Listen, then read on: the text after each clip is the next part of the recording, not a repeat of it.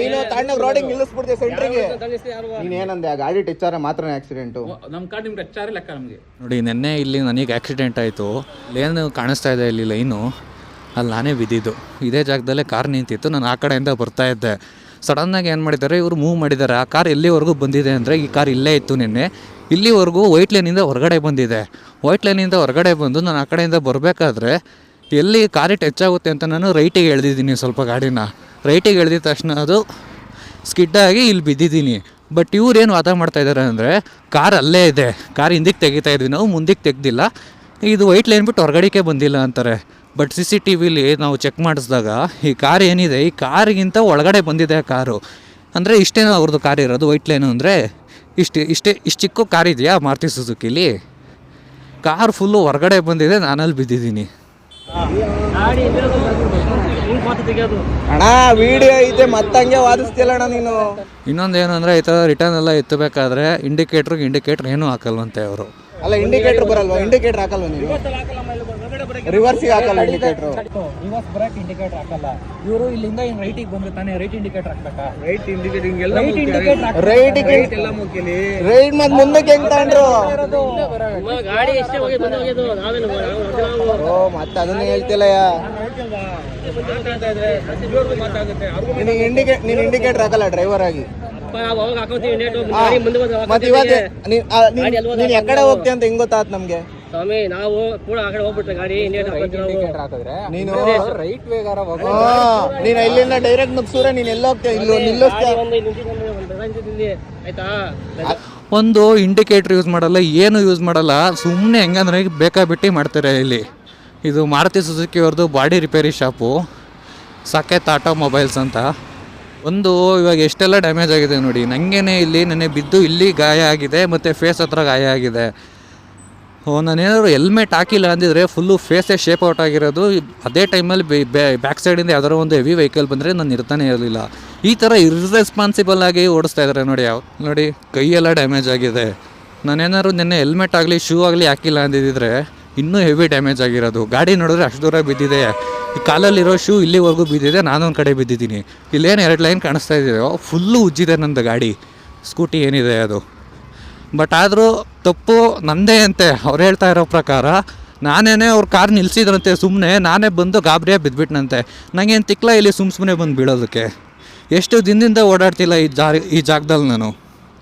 ಇನ್ನೊಬ್ಬ ಅಲ್ಲಿ ಒಳಗಡೆ ಇರೋನು ಹೇಳ್ತಾನೆ, ಅವನ ಕಾರು ಬಂದು ನನ್ನ ಗಾಡಿಗೆ ಟಚ್ ಆಗಿದ್ರೆ ಅದು ಮಾತ್ರ ಆ್ಯಕ್ಸಿಡೆಂಟ್ ಅಂತೆ. ನಾನು ಅವ್ರ ಕಾರಿಗೆ ಗುದ್ದೋದನ್ನ ತಪ್ಸೋಕೆ ಬಿದ್ದಿದ್ದೀನಲ್ಲ, ಅದು ಆ್ಯಕ್ಸಿಡೆಂಟ್ ಅಲ್ವಂತೆ. ಅವ್ನು ಬಂದು ನನಗೆ ಗುದ್ದಿದ್ರೆ ಅವಾಗ ಅದು ಆ್ಯಕ್ಸಿಡೆಂಟ್ ಆಗ್ತಿತ್ತಂತೆ, ಅವಾಗ ಅದನ್ನು ಕನ್ಸಿಡರ್ ಮಾಡ್ತಿದ್ದಂತೆ. ಗಾಡಿ ಟಚ್ ಆದ್ರೆ ಮಾತ್ರ ಗಾಡಿ ಟಚ್ ಆದ್ರೆ ಮಾತ್ರ. ನಾನು ಅದೆಲ್ಲ ನೀನಾಗ್ಲೇ ಏನಂದೆ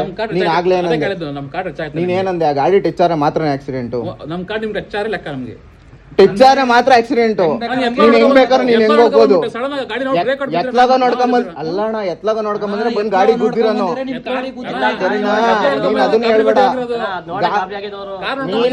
ನೀನ್ ಬಂದಿರೋದು ಬಂದೆ ಅವ್ರ ಲೆಕ್ಕಾಚಾರದಲ್ಲಿ ಅದಾಗಿದಲ್ಲ. ನೀನೇನಂದೆ ಅಲ್ಲ, ಎತ್ಲಾಗ ನೋಡ್ಕೊಂಬಂದಿದ್ದ ಗಾಡಿ ಗುದ್ದಿರ ಮಾತ್ರ ನೀನು ಆಕ್ಸಿಡೆಂಟ್ ಅಂತ ಅಂದೆ.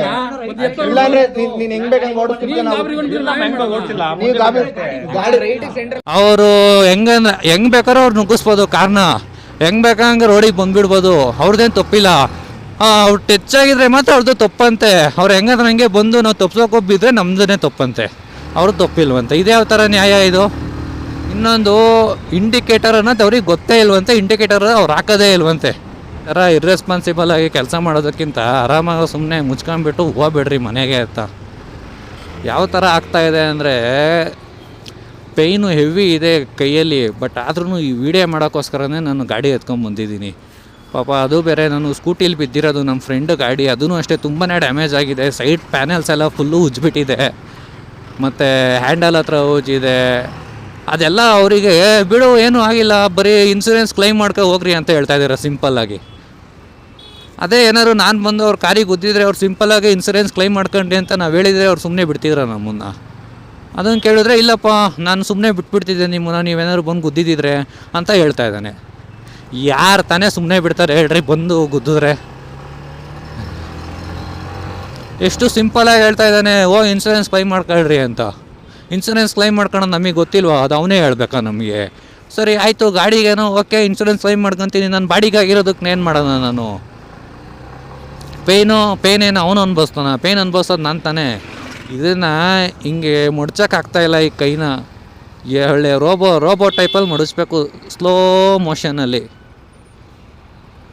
ಅಷ್ಟು ಪೇಯ್ನ್ ಆಗ್ತಾಯಿದೆ.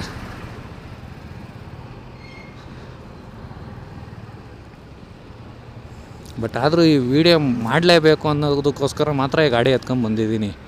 ಆಕ್ಸಿಡೆಂಟಲ್ಲಿ ಹೆವಿ ಡ್ಯಾಮೇಜ್ ಆಗಿರೋದು ಅಂದರೆ ನಂದು ಹೆಲ್ಮೆಟ್ಗೆ ಜಾಸ್ತಿ ಏಟ್ ಬಿದ್ದಿರೋದು. ಎಲ್ಲಿಗೆ ಅಂದರೆ ನಂದು ಹೆಲ್ಮೆಟ್ಗೆ. ಹೆಲ್ಮೆಟ್ ಹಾಕಿಲ್ಲ ಅಂದರೆ ನನ್ನ ಮುಖನೇ ಇರ್ತಿರ್ಲಿಲ್ಲ. ನೆನ್ನೆ ಹೆಲ್ಮೆಟ್ದು ಕ್ಯಾಮ್ರಾ ಮೌಂಟ್ ಎಲ್ಲ ಐತಲ್ಲ, ಕ್ಯಾಮ್ರಾ ಹಾಕಿರಲಿಲ್ಲ ನಾನು. ಬಟ್ ಕ್ಯಾಮ್ರಾ ಮೌಂಟ್ ಎಲ್ಲ ಫುಲ್ಲು ಉಜ್ಬಿಟ್ಟಿದೆ, ಹೆಲ್ಮೆಟ್ ವೈಸರೆಲ್ಲ ಫುಲ್ಲು ಉಜ್ಬಿಟ್ಟಿದೆ, ಇಡೀ ಹೆಲ್ಮೆಟೇ ಹಾಳಾಗ್ಬಿಟ್ಟಿದೆ.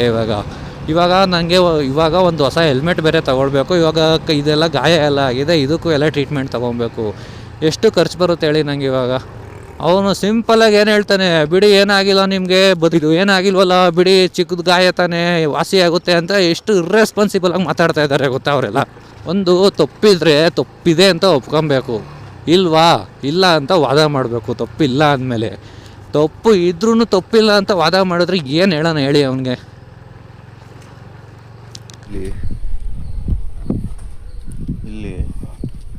ಇಲ್ಲಿ ಸೊರ ಉಜ್ಜೆ ಗಾಡಿ ಈಗ ನೋಡು ನಟ್ಟೆ ಹೊರಟೋಗ್ಬಿಟ್ಟೈತೆ.